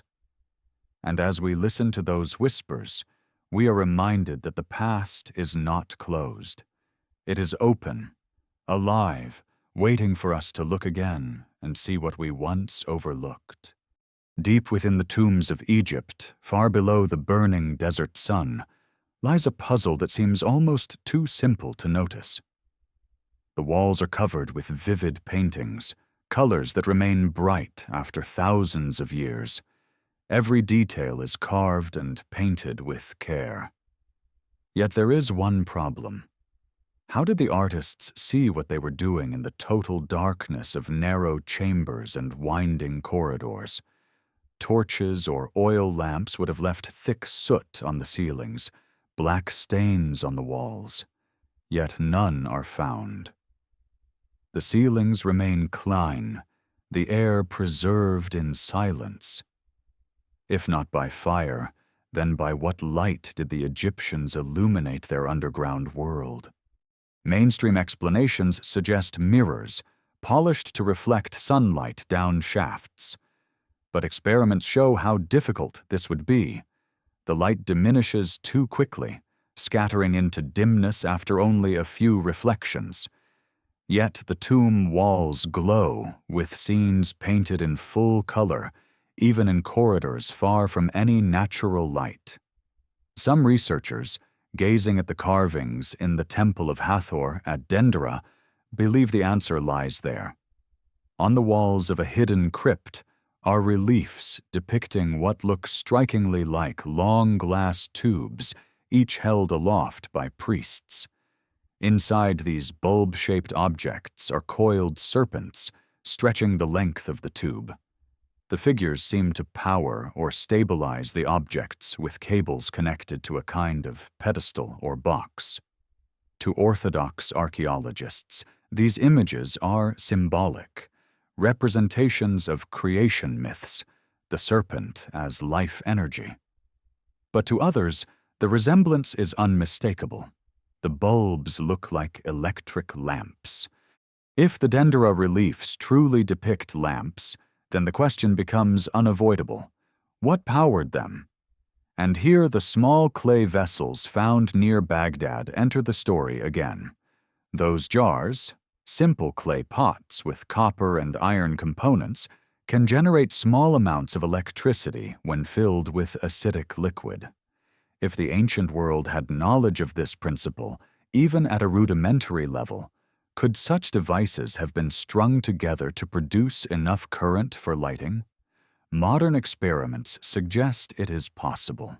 The thought that deep inside Egyptian temples, priests may have wielded smokeless light is both thrilling and unsettling.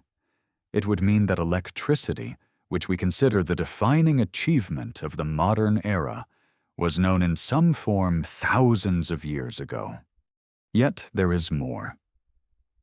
The alignment of Egyptian monuments with celestial bodies, their precision in measuring time and space, suggests an obsession with light. Not only the light of the sun, but light as a principle, as power itself. To harness light underground would have been more than convenience. it would have been sacred. To carry a glowing bulb into the darkness of a tomb might have seemed like carrying the sun itself, the promise of eternal life embodied in flame without fire. The serpent coiled inside the bulb at Dendera could then be both literal and symbolic, both a filament glowing with energy and the sacred snake of renewal. Skeptics warn that such interpretations project modern inventions onto ancient art. They insist the reliefs are myths frozen in stone, not blueprints. But if so, why myths shaped like bulbs? Why snakes coiled like filaments, cables trailing to boxes, figures grasping rods as though stabilizing a device? The uncanny similarity invites doubt. It invites us to imagine what it would mean if these were not symbols, but records. Memories of technology glimpsed and then lost. The absence of soot, the clean ceilings, the glowing art preserved in silence, all of it suggests the Egyptians had a method we no longer understand. Could it be mirrors polished with a precision we cannot replicate? Could it be lamps fueled by oils that burned without smoke? Or could it be something more radical, something electric? If so, the Egyptians were not merely builders of stone, but custodians of secrets, keepers of a knowledge that connected heaven and earth through light. Imagine standing in a dark corridor of the Valley of the Kings. The air is still, heavy with the dust of centuries. Suddenly, from the hands of a priest, a glass bulb glows, flooding the chamber with steady light.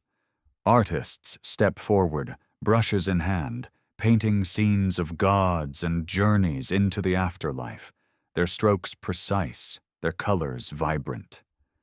No flame flickers, no smoke rises, only the quiet hum of a light that should not exist.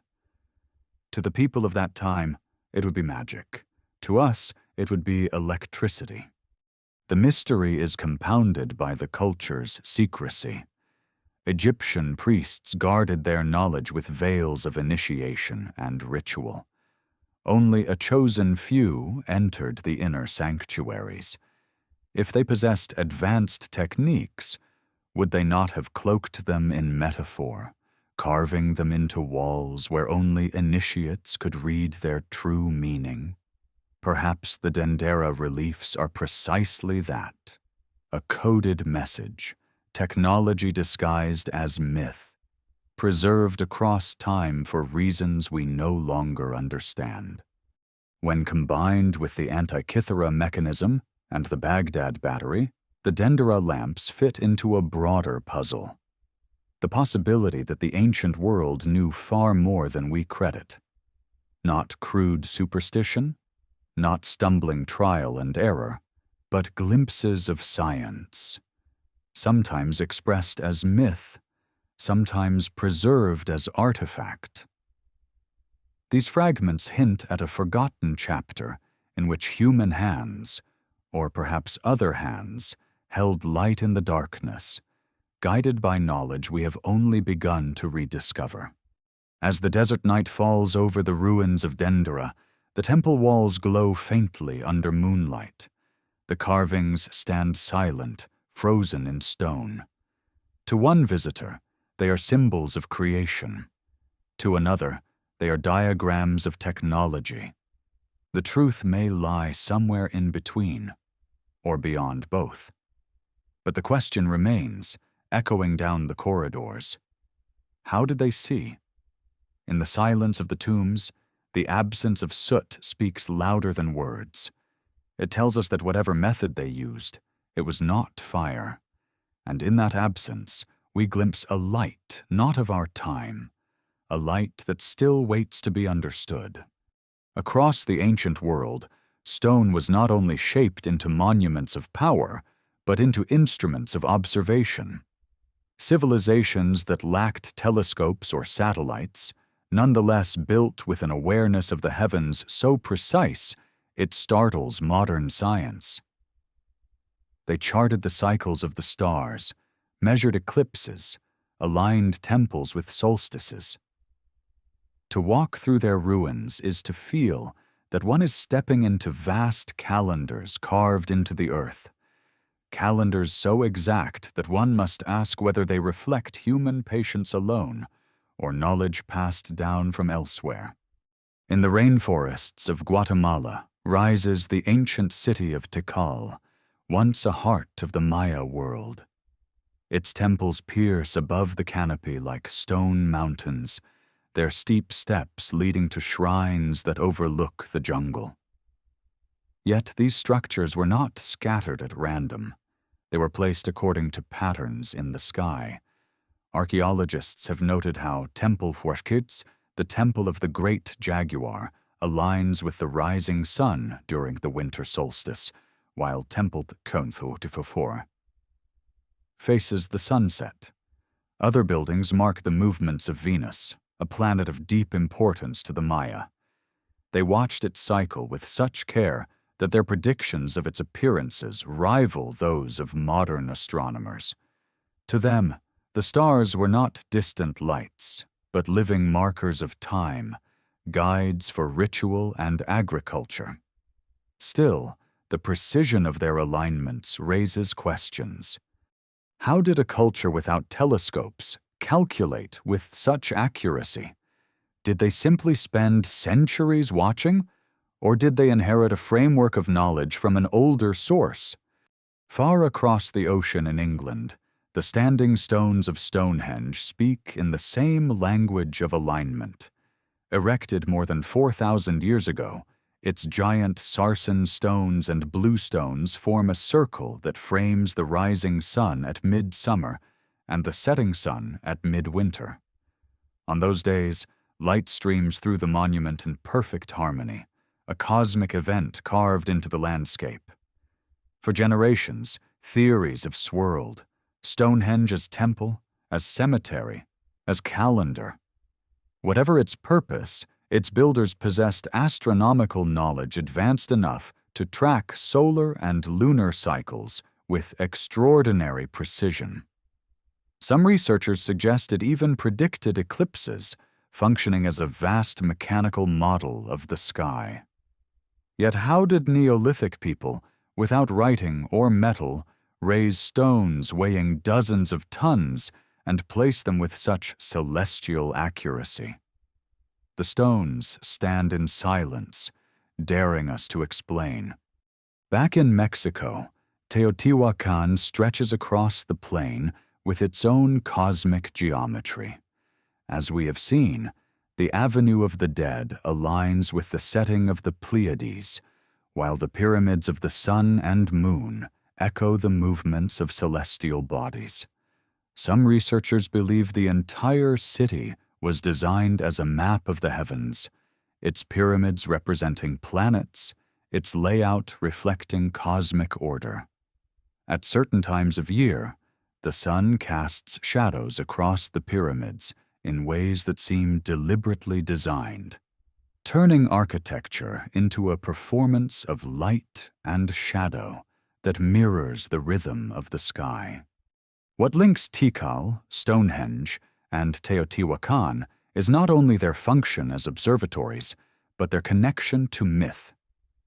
The Maya spoke of gods descending from the stars to teach them the ways of time. The Druids of Britain carried oral traditions of divine knowledge guiding their rites. The builders of Teotihuacan believed it was the place where men became gods.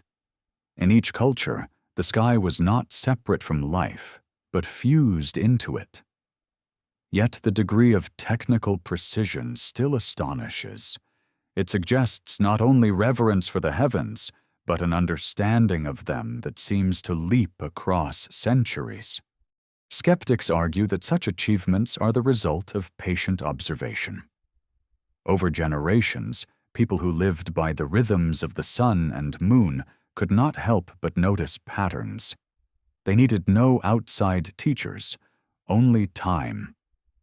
And yet, when we compare these sites across continents, separated by oceans and cultures that never met, the similarities multiply. Monument after monument points to solstices, to equinoxes, to star clusters like Orion and the Pleiades. Why the same patterns everywhere? Why the same cosmic codes carved into stone by peoples who, according to history, had no contact with each other? One explanation is that the heavens themselves are universal, visible to all, and so naturally the same alignments would matter. But another possibility whispers at the edges, that across the world, cultures preserved fragments of a single teaching, a knowledge imparted long ago. Perhaps visitors from beyond, already masters of the stars, showed humanity how to look upward, how to measure, how to remember. If so, then the ruins we walk among today are not simply calendars, but monuments to contact, messages written in stone by hands guided from above. At Tikal, as dawn breaks, the first rays of the sun pierce the jungle canopy and strike the temple steps, just as they did more than 1,000 years ago. At Stonehenge, crowds still gather on midsummer morning to watch the sun rise through the heel stone, repeating a ritual older than memory. At Teotihuacan, the evening sky aligns with pyramids that glow crimson in the fading light. Across continents, the same drama unfolds, stone and sky speaking to each other in silence. Perhaps these sites are reminders that humanity's relationship with the cosmos has always been deeper than survival. We were never content to till soil and hunt game. We looked up, measured, aligned, built. And in that act, we may have been following a script older than our species, a script taught by those who already knew the language of the stars. In the end, these monuments do not reveal their secrets. They continue to stand, vast and silent, aligned to points of light burning millions of miles away.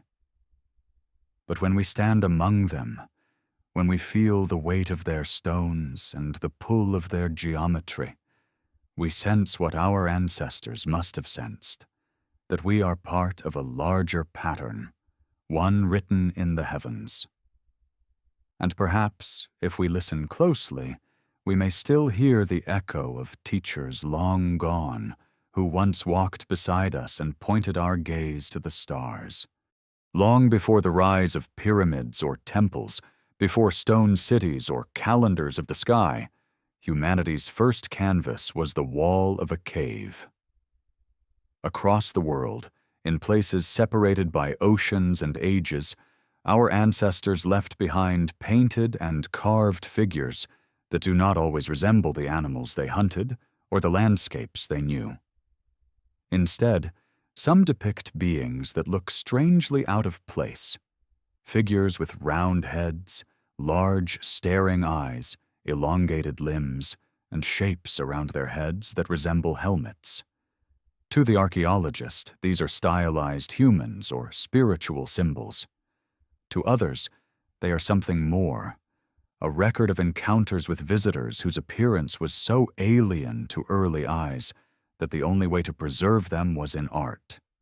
In the caves of Val Camonica in northern Italy, thousands of petroglyphs cover rock faces, etched by peoples who lived thousands of years ago.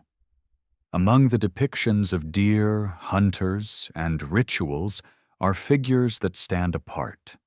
They wear suits that appear to cover the entire body, with lines radiating outward from their heads like antennas. One scene shows two such beings holding objects, their stance upright and their proportions unlike ordinary men. Mainstream interpretations call them gods or warriors, but to the modern viewer, they look remarkably like astronauts, helmeted figures with gear, standing apart from their human counterparts. Across the Atlantic, in the canyons of Utah, Native American rock art tells similar stories. The Barrier Canyon-style pictographs painted on sheer sandstone walls include towering humanoid forms with hollow eyes, elongated bodies, and what appear to be helmets or masks. Some are surrounded by floating orbs or strange patterns, as if emerging from another realm. Archaeologists interpret them as shamanic visions, representations of spirits seen during trance rituals. Yet to those who study the ancient astronaut hypothesis, the resemblance to beings in suits, surrounded by energy or machinery, is hard to dismiss. Why do the earliest depictions of divine beings look less like animals or humans and more like creatures wrapped in gear? Far away in Australia, the Aboriginal people preserved one of the longest continuous traditions of art in the world. Among their ancient rock paintings are the Wandjina, figures with large round heads, huge dark eyes, and no mouths. Their bodies are cloaked, their heads surrounded by halos or helmets. To the Aboriginal storytellers, the Wandjina are ancestral sky beings, creators who descended from the clouds to shape the land and teach the people. They are still revered today, their images repainted each generation to keep their presence alive. To the modern eye, the Wandjina look strikingly like depictions of beings in helmets, their expressions solemn, their gaze unblinking. If these are only spirits imagined by early tribes, why do they bear such resemblance to visitors from the sky? The parallels stretch across continents. In the Sahara Desert, in the caves of Tassili Najjar, ancient paintings show figures with bulbous heads and what look like suits. Some float above the ground, arms extended, surrounded by patterns that resemble waves of energy. These works, dated thousands of years before the pyramids, are considered ritual scenes. Yet their style is unlike any other, more futuristic than prehistoric. In each of these places, Italy, Utah, Australia, the Sahara, the imagery repeats. Beings taller, stranger, encased, often descending or surrounded by signs of power. Skeptics argue that we are projecting modern technology onto ancient art. They say the helmets are simply halos, the suits are robes, the antennas are headdresses. Perhaps. But why would cultures across the globe, with no contact, invent such similar depictions? Why would spiritual symbols converge on the image of beings who resemble astronauts? It is one thing for a single tribe to imagine a god with a halo. It is another for distant peoples, separated by oceans and millennia, to carve and paint figures that look as if they stepped out of machines. Anthropologists often explain these figures as the product of altered states of consciousness, visions seen by shamans under the influence of ritual practices. But if so, why do those visions echo across continents?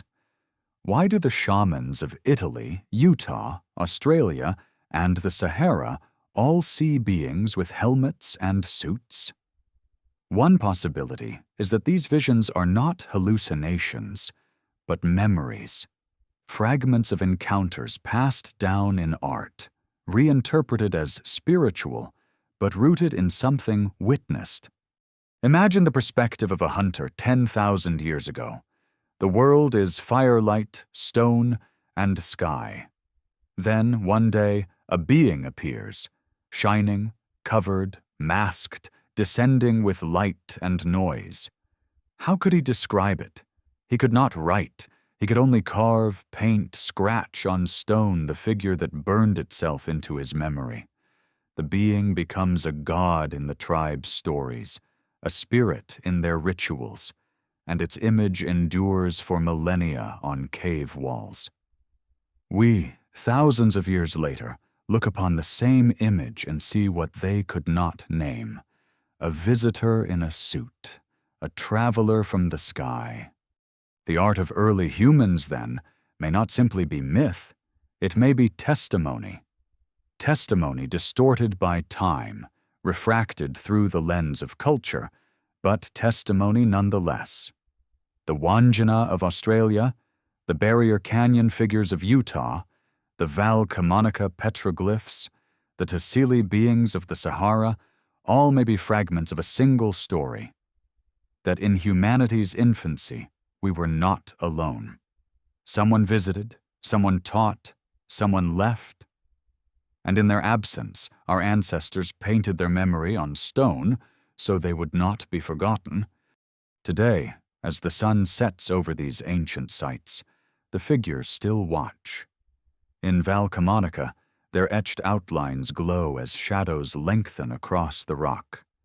In Utah, the red pictographs loom in the fading light of the canyon. In Australia, the Wandjina gaze from the cave ceilings, their blank eyes timeless. They do not speak, but they endure. And in their endurance, they invite us to question whether art is only imagination, or whether it is also history disguised in symbol. Perhaps the truth lies between. Perhaps the beings were spirits, and perhaps they were visitors. Perhaps, to early eyes, there was no difference. To see a figure descend from the sky in light and sound would be to see a god. To touch its suit, its mask, its tools would be to touch the divine. And so the art preserves the memory, not in words but in images, waiting for a future age to decode them. We are that age. And as we look upon these ancient walls, we realize that the oldest story humanity ever told may be that of contact, with someone or something beyond ourselves. History tells us that civilizations rise and fall through the slow grind of time, through drought, famine, war, or the shifting of political power. Yet some collapses feel less like slow decline and more like sudden disappearance, as though whole societies simply dissolved into the air. Among them are the Maya of Central America, the builders of Tiwanaku in the Andes, and the fabled city of Atlantis that has haunted human imagination for millennia. To study these vanishings is to confront a strange silence, a gap where history fails to explain itself. And in that silence, the possibility of something greater begins to stir. The Maya flourished for centuries, covering the Yucatan Peninsula and beyond with cities of towering pyramids, observatories, and plazas aligned to the heavens. They charted Venus with astonishing precision, devised calendars more accurate than our own, and inscribed their histories on stone stelae. Yet by the 9th century, many of their great cities, Tikal, Palenque, Copan, were abandoned. The jungle swallowed temples, plazas crumbled, and the people dispersed. Scholars point to prolonged drought, resource exhaustion, or internecine warfare. These explanations make sense, yet they do not erase the strangeness. How does a civilization so advanced, so obsessed with time and cycles, lose itself so completely that only ruins remain? Legends among the Maya speak not only of drought or famine, but of gods who withdrew, teachers who once walked among them and then departed. Could their collapse be less about survival and more about absence, the absence of those who had guided them? High in the Bolivian Andes, the ruins of Tiwanaku and Puma Punku tell a similar story. Once the center of a thriving culture, the city was abandoned centuries before the rise of the Inca. Its precise stonework lies scattered across the plain, as if toppled by catastrophe. Some researchers suggest earthquakes or floods, others invasion. But the suddenness of its fall feels uncanny. The people who built Puma Punku with blocks weighing hundreds of tons cut with machine-like precision, vanished without leaving clear traces of their language or history. Legends claim their gods emerged from Lake Titicaca, taught them to build, and then vanished after a great disaster. Again, the myth echoes the silence of the stones. Teachers arrived, civilization thrived, then one day, they left. And then there is Atlantis, the city that may be more memory than myth. First described by Plato in his dialogues, Timaeus and Critias, Atlantis was said to be a great island empire beyond the Pillars of Hercules, blessed with wealth and technology that fell in a single day and night of catastrophe. Scholars dismiss it as allegory, a parable about hubris. Yet stories of sunken lands and drowned civilizations appear across cultures. In Sumer, tales of a great flood. In Hindu texts, descriptions of cities lost beneath the sea. In Celtic lore, islands swallowed by waves.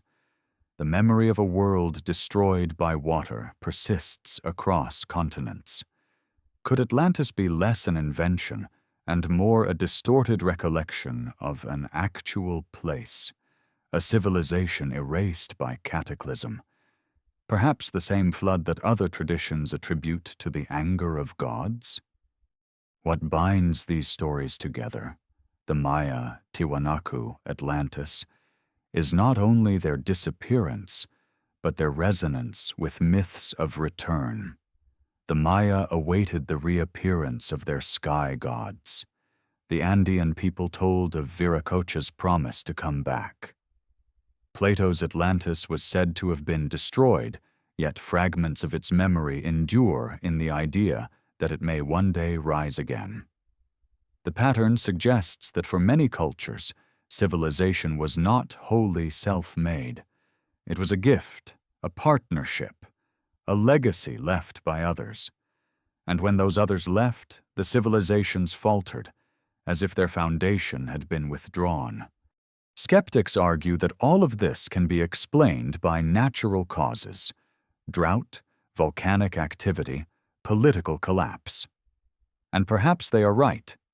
But the myths remain, stubbornly insistent, carrying details too consistent to ignore. Why do so many cultures describe gods arriving from the sky, teaching them, then departing with promises to return? Why does the memory of a lost golden age echo in every corner of the globe? If these were only stories, why do they all converge on the same theme, that humanity once walked with beings greater than ourselves, and then one day they were gone? To imagine these disappearances as departures changes the way we see history. The Maya do not simply vanish, they await. Tiwanaku does not collapse, it loses its teachers. Atlantis does not drown alone, it is taken by forces larger than myth. In this vision, history is not just a sequence of human struggles, but the trace of a larger relationship, a cycle of contact and absence. Humanity rises when touched by knowledge from beyond, then falters when that knowledge is withdrawn. The ruins we walk among are not only the skeletons of cultures, but the fingerprints of a hidden partnership. At night in the Yucatan, howler monkeys echo across the ruins of Tikal, where temples rise above the jungle like stone ships stranded in green seas. On the windswept plains of Bolivia, Puma Punku's shattered blocks lie under the stars, their sharp edges still unweathered after centuries. In the imagination, Atlantis glimmers beneath the ocean, waiting. These places remind us not of endings, but of mysteries unfinished.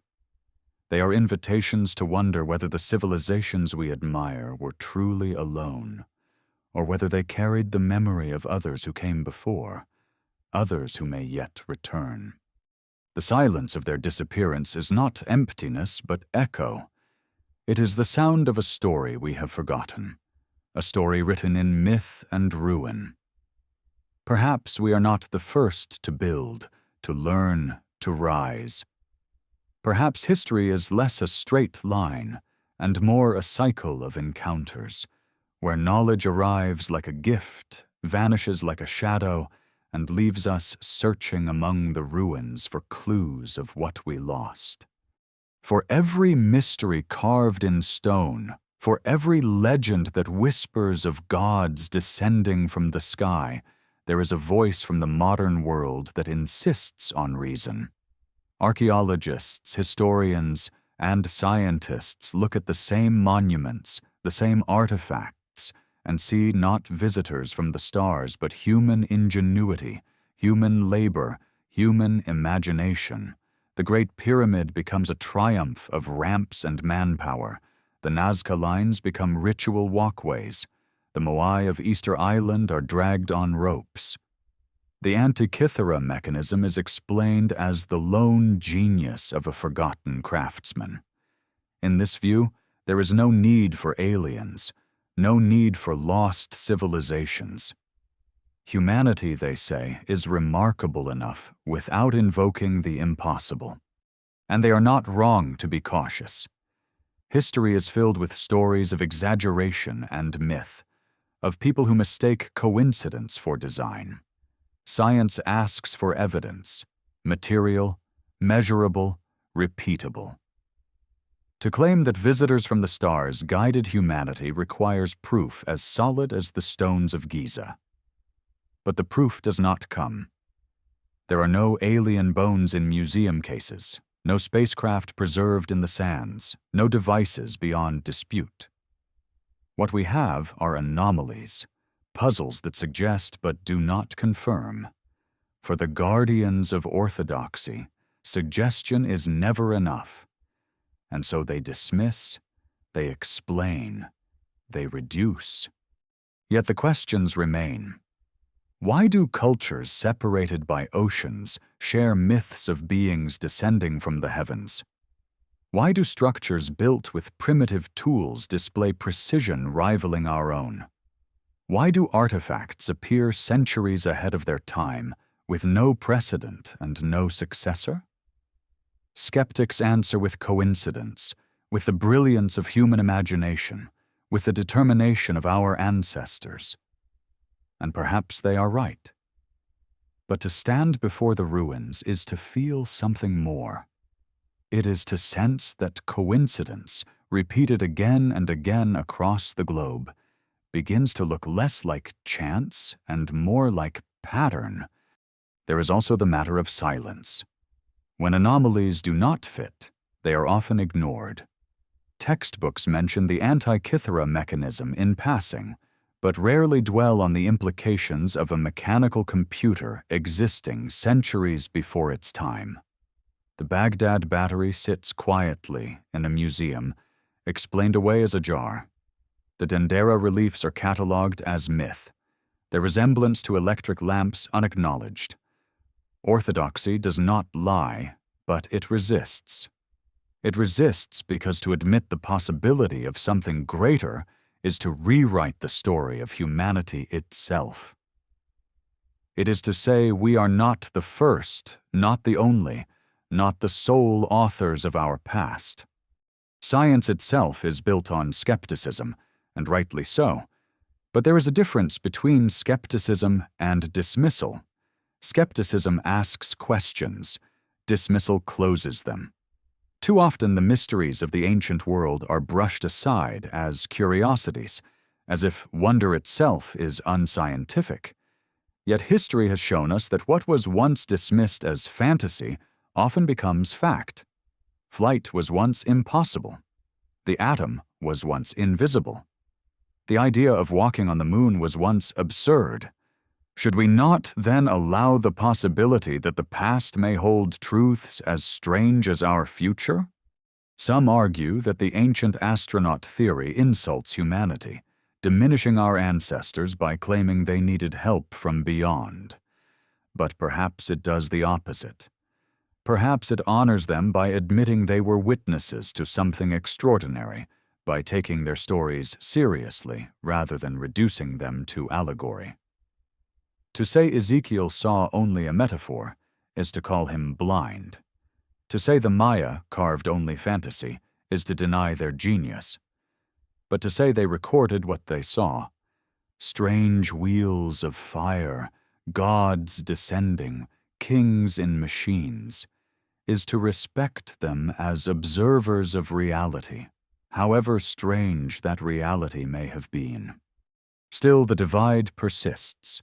On one side, the guardians of science demand hard evidence. On the other, those drawn to mystery see patterns too powerful to ignore. Between them lies the ruins themselves, silent, enduring, indifferent to interpretation. The stones do not argue. They simply stand, whispering possibilities into the ears of those who listen. Perhaps the truth is more complicated than either side admits. Perhaps humanity did achieve greatness alone, but also received glimpses, nudges, whispers from elsewhere. Perhaps the builders of the pyramids were brilliant engineers, yet also guided by myths born of real encounters. Perhaps the Maya were astronomers of genius, but also carried memory of teachers who once descended. The line between imagination and experience is thin, and the past does not give up its secrets easily. As night falls over these ancient places, the debate continues. Scientists in lecture halls insist on reason. Dreamers in documentaries speak of visitors. Tourists stand in awe, feeling the pull of mystery, and the ruins themselves remain, their stones absorbing sunlight by day and starlight by night, offering no answers, only presence. What is certain is that the mysteries endure. They endure because they touch something deep in us, the need to know where we came from, the longing to believe we are not alone. Whether the answer is human genius or cosmic contact, the question itself drives us forward. And perhaps that is the point. For in seeking to explain the past, we prepare ourselves to face the future, a future in which we may one day be the visitors descending from the sky, and others will carve our image on stone. The Orthodox view says no, the alternative says yes. Between them lies a silence wide enough to contain both. And in that silence, the story of humanity waits, unfinished, unresolved, inviting us to look again. Across deserts and jungles, mountains and seas, the story repeats itself. Lines drawn into the earth that can only be seen from the sky. Temples aligned with the solstices, as though built to converse with the stars. Stone blocks so massive, so perfectly cut, that even our modern tools would strain to move them. Myths of gods descending in fire and light, teaching language, astronomy, and law. Legends of teachers who promised to return. And always the sudden silence, the vanishing of civilizations, the collapse of knowledge, the ruins left behind like echoes of a forgotten conversation. We have walked through Nazca, where the desert itself is scratched with signals for eyes above. We have heard Ezekiel's wheels of fire and Enoch's ascent into the heavens. We have climbed aboard Vimanas, soaring across the skies of ancient India, and stood in the tomb of King Pakal, where stone tells a story that looks like flight. We have unrolled the Piri Reis map, revealing coastlines buried under ice for millions of years. We have entered the Great Pyramid, Stonehenge, and Cusco, monuments that whisper of geometry and knowledge too exact to be chance. We have wandered among the moai of Easter Island and the shattered blocks of Puma Punku, stonework that seems the product of technology more advanced than chisels and ropes. We have studied the Antikythera mechanism, the Baghdad battery, and the strange reliefs at Dendera, artifacts that suggest lost chapters of science. We have watched the stars rise over Tikal and Teotihuacan, observatories of stone tracking cosmic rhythms. We have seen the Wandjina of Australia, the Petroglyphs of Italy and Utah, the cave art of the Sahara, images of beings in suits and helmets, preserved across continents as though remembering the same encounter, and we have listened to the silence of collapse. The Maya, Tiwanaku, Atlantis, vanishing as suddenly as they rose. Taken separately, each piece can be explained away. Coincidence, symbolism, human genius. But when gathered together, the pattern sharpens, the echoes align. The question that lingers is no longer whether one anomaly might be dismissed, but why so many exist, and why they all point in the same direction, upward, to the sky. Science, cautious and deliberate, demands evidence beyond doubt, and perhaps that evidence will never be found. But absence of proof is not proof of absence. The stones remain, the myths remain, the questions remain. Perhaps they were only gods of our imagination, visions of shamans, dreams of flight before flight was possible. Or perhaps they were something else.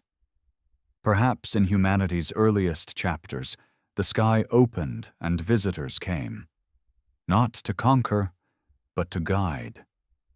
They gave us glimpses of what lay beyond, taught us to measure the heavens, to carve stone, to preserve their image in art and myth. Then, as suddenly as they arrived, they left, leaving us to rise and fall on our own, leaving behind whispers in stone for us to one day rediscover. If that is true, then our history is not ours alone. It is a collaboration, a story of contact between Earth and the stars, remembered in myth, forgotten in fact, waiting for us to read between the lines. And if they once came, the question that lingers like a shadow is whether they will come again. Will the gods of fire and light return? Will the teachers of the sky step once more onto the earth they left behind? Or have they been watching all along, silent as the stars, waiting for us to take the first step toward them? Perhaps one day, when we ourselves cross the void, landing on worlds not our own, we'll become the memory in someone else's myth. Perhaps their descendants will carve our images on stone, paint our helmets on cave walls, tell stories of beings who descended from the heavens, bearing light and knowledge. To them, we will be the gods. To us, we will only be explorers. And in that reflection, we may finally understand the past, not as fantasy, but as a mirror of what we ourselves are destined to become. For now, the ruins remain. The pyramids catch the morning sun, Stonehenge frames the midsummer dawn, the Moai stare eternally toward the horizon. The questions remain, carved in stone, painted on rock, whispered in myth. They do not fade, they wait, and in their waiting, they remind us that history is not closed, not complete, not fully told. It is a puzzle scattered across continents, daring us to piece it together. What we choose to believe may say more about us than about the past. We can dismiss the mysteries, reduce them to coincidence, and close the book. Or we can keep the questions alive, let wonder remain, and admit that the universe is wider than we imagine. Perhaps the truth is not one or the other, but both. Human genius rising hand in hand with encounters too strange to name. Perhaps we are the children of Earth and of the stars, heirs to a story that spans worlds. The stones will not answer, the myths will not explain, but together they point, always, to the sky. And perhaps that is enough. For in looking upward, we remember. In questioning, we awaken. And in wonder, we keep alive the possibility that we are not alone, that we have never been alone, and that one day the silence of the ruins will be broken by a voice returning from the stars,